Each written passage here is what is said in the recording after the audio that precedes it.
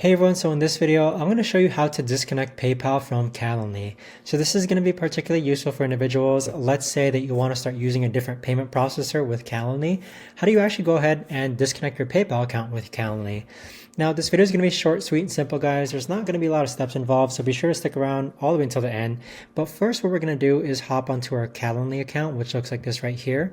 And then on the left-hand side, you want to go ahead and click on Integrations and Apps. Here, you want to scroll down until where you see your PayPal button. So click on PayPal here. You'll see that currently I have my PayPal account connected. And so next you would just simply click on disconnect. So here it's going to ask you, are you sure you want to disconnect from PayPal? If you disconnect this integration, you will no longer be able to collect payments when invitees book events with you. Just simply click on disconnect. And you'll see that your PayPal account has been successfully disconnected.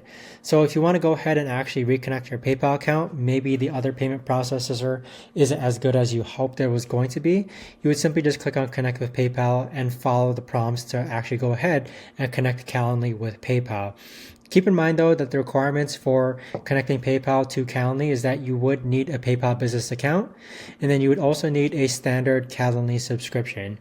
So that right there, guys, is the best and easiest way that I know of to actually go ahead and disconnect PayPal from Calendly. If you guys know of a better or easier way to actually do this, let me know in the comments down below. I would love to know. But thanks so much for watching, everyone, and I'll see you guys all in the next video.